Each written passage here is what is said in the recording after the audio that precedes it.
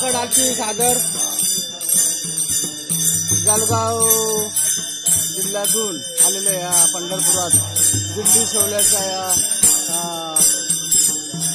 कार्यक्रमासाठी काकड आरती संत मायबाप संतांच्या कृपेने काकड आरतीचं सादरीकरण लाईव्ह आबाप रवींद्र महाराज विषय पंढरपूर चल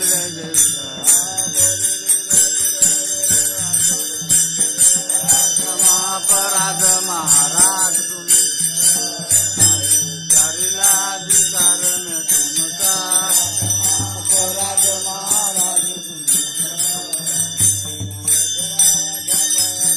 करे अपराध महाराज तुम्ही तुकारा ज्ञानदेव तुकारा देव तुकारा देव तुकारा